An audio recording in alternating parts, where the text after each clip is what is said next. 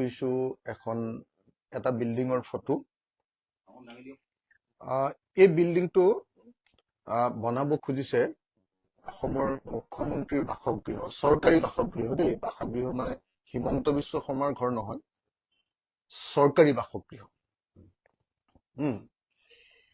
এই চৰকাৰী বাসগৃহটো বনাব খুজিছে আৰু চৰকাৰী বাসগৃহটো বনাবৰ কাৰণে তেওঁলোকে 25,000 স্কয়াৰ ফিট 25,000 স্কয়াৰ ফিট বাইটি এটো উলিয়াই দিলে ভাল আছিল 25,000 স্কয়াৰ ফিট মুঠ এই বাসগৃহটো ইহতি বনাব খুজিছে চৰকাৰে আৰু এই বাসগৃহটো বনাব খুজিছে আমিন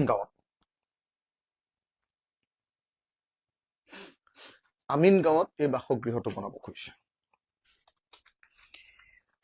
মই আপোনালোকক জনাব খুজিছো যে 25,000 স্কয়াৰ ফিটৰ এটা নতুন বাসগৃহ আমিন গাঁৱত চৰকাৰী বাসগৃহ নতুনকে নিৰ্মাণ কৰিব খুজিছে আমিন গাঁৱত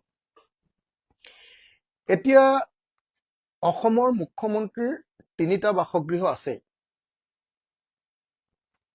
মুখ্যমন্ত্ৰী তৰুণ গগৈদেৱৰ দিনত কইনাধৰাত এটা বাসগৃহ আছিল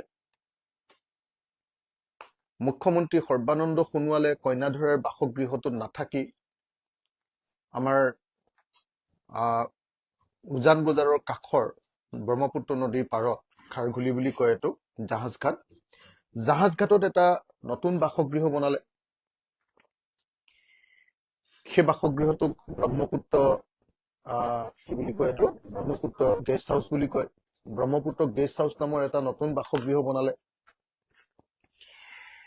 তাৰ পাছত আকৌ অসমৰ মুখ্যমন্ত্ৰী হিমন্ত বিশ্ব শৰ্মা যেতিয়া হল তেতিয়া তেখেতে কইনাধৰাটো নাথাকিলে ব্ৰহ্মপুত্ৰ গেষ্ট হাউচতো নাথাকিলে এবাৰ তিনিজন মন্ত্ৰীৰ কোৱাৰ্টাৰ ভাঙি লৈ এটা ডাঙৰ কেম্পাছ কৰি দিছপুৰতে এটা বহুত টকা খৰচ কৰি মুখ্যমন্ত্ৰীৰ বাসগৃহ তৈয়াৰ কৰিলে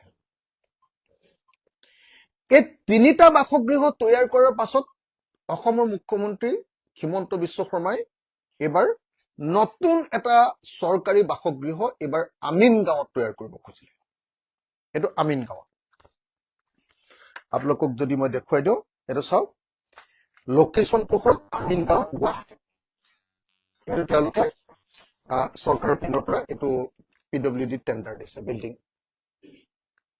আমিন গাঁৱত আমাৰ মুখ্যমন্ত্ৰীৰ বাসগৃহ তৈয়াৰ কৰিব খুজিছে চৰকাৰী বাসগৃহ এতিয়া আপোনালোকে নিজে কওক যে অসমৰ মুখ্যমন্ত্ৰীৰ ইমানখিনি বাসগৃহ থকাৰ পাছত এটা বাসগৃহ আছে আপোনাৰ কইনাধৰাত এটা বাসগৃহ আছে আপোনাৰ কি কয়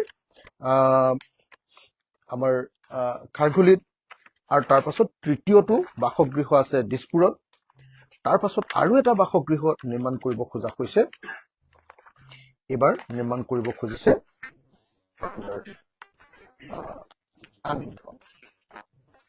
আমিন গাঁৱত যদি মুখ্যমন্ত্ৰীজনৰ চাচোন ইয়াতে এখন মোৰ গোটেই ডিটেইলছত অসমীয়াত লিখি থোৱা বস্তুখিনি আছিলে আমিন গাঁৱত যদি মুখ্যমন্ত্ৰীজনৰ বাসগৃহ তৈয়াৰ কৰে আমিন গাঁৱৰ পৰা আহিবলৈ কিমান সময় লাগিব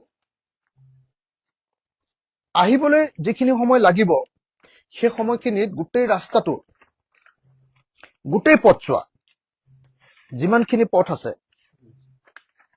সেই গোটেই পথছোৱা আপোনালোকে নিশ্চয় জানে যে সেইখিনি সদায় যান-জঁটৰ সৃষ্টি হ'ব কাৰণ মুখ্যমন্ত্ৰী অহা মানে গোটেই পথটো বন্ধ কৰি দিব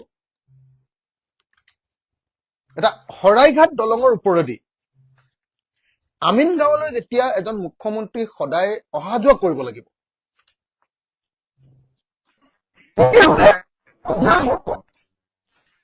আমাৰ মানুহৰ অকল আমাৰ নিজৰ মানুহৰ নহয় ট্ৰাক গোটেইবিলাক সেইবিলাক যায় তাতে সেই আটাইবিলাকৰ কাৰণে এটা অত্যন্ত আপোনাৰ জটিল যান-জঁটৰ এটা হেৰি নহবনে বাৰু সেইকাৰণে মই প্ৰথম কথা ৰাইজৰ দলৰ সভাপতি হিচাপে আমিন গাঁৱত অসমৰ মুখ্যমন্ত্ৰীৰ বাসগৃহ তৈয়াৰ কৰাৰ কথাটো আমি বিৰোধিতা কৰিছো। আমাৰ আমিন গাঁৱত অসমৰ মুখ্যমন্ত্ৰীৰ বাসগৃহ নালাগে। আমাক সঁচা সঁচি কথা, আমিন গাঁৱত আমাৰ মুখ্যমন্ত্ৰীৰ বাসগৃহ নালাগে। হয়, এইটো আমিন গাঁৱত আমাৰ মুখ্যমন্ত্ৰীৰ বাসগৃহ নালাগে। মুখ্যমন্ত্ৰীৰ বাসগৃহ যদি সঁচাকৈ লাগে, কইনাধৰা 5 ষ্টাৰ বাসগৃহ আছে, খাৰগুলিত 5 ষ্টাৰ ব্ৰহ্মপুত্ৰ আপোনাৰ গেষ্ট হাউচ আছে, আৰু অসমৰ মুখ্যমন্ত্ৰীয়ে দিছপুৰতে তৈয়াৰ কৰি দিয়া 5 ষ্টাৰ লেভেলৰ আমাৰ বাসগৃহ আছে। আকৌ 9,51,400 টকাৰে 9,51,400 টকাৰে অকল সেইটো ষ্ট্ৰাকচাৰটো দেই, তাৰ ভিতৰত ইণ্টেৰিয়ৰটো তাতকে বহুত বেছি টকা খৰচ কৰিব। অকল ঘৰটোৰ পকা ঘৰটো বনাবৰ কাৰণে 9,51,51,406 টকা খৰচ কৰিব। আৰু তাৰ ডিজাইনটো গোটেই বস্তুটো আমি দেখিছো যে অসমৰ মুখ্যমন্ত্ৰীৰ নতুন বাসগৃহ এইটো এনেকে তৈয়াৰ কৰিব খোজা হৈছে। চৰকাৰী বাসগৃহ আছে এতিয়া 3টা, 4 নম্বৰটো বাসগৃহ এইবাৰ আমিন গাঁও। এটা প্ৰশ্ন উঠে যে অসমৰ মুখ্যমন্ত্ৰীয়ে কেতিয়াবা দিছপুৰখন মানে আমাৰ ৰাজধানীখন কেতিয়াবা তেওঁ জাগিৰোডলৈ নিম বুলি কয়, কেতিয়াবা তেওঁ আমিন গাঁৱলৈ নিম বুলি কয়। আৰু আপোনালোকৰ নিশ্চয় মনত আছে যে মুখ্যমন্ত্ৰীয়ে ঘোষণাই কৰি থৈছে যে আমি দিছপুৰৰ পৰা ৰাজধানী স্থানান্তৰিত কৰিমেই কৰিম। অসমৰ মুখ্যমন্ত্ৰী নিশ্চয় সেই কথা আপোনালোকে শুনিছে। এতিয়া অসম চৰকাৰে 9,51,51,400 টকাৰে আমিন গাঁৱত যি বাসগৃহ তৈয়াৰ কৰিব কৈছে, আমি ইয়াৰ তীব্ৰ বিৰোধিতা কৰিছো। আমিন গাঁৱত অসমৰ মুখ্যমন্ত্ৰীৰ বাসগৃহৰ কোনো দৰকাৰ নাই, চৰকাৰী বাসগৃহৰ কোনো প্ৰয়োজন নাই। আমাৰ যিমান বাসগৃহ আছে সেইকেইটাৰ ভিতৰতে কোনোবা এটাত থাকিলে হৈ গ'ল।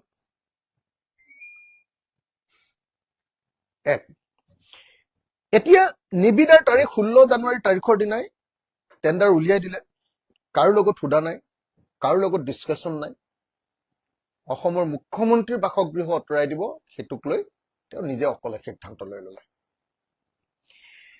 নিবিদাৰ তাৰমানে টেণ্ডাৰ মৰাৰ শেষ তাৰিখ 7 ফেব্ৰুৱাৰী।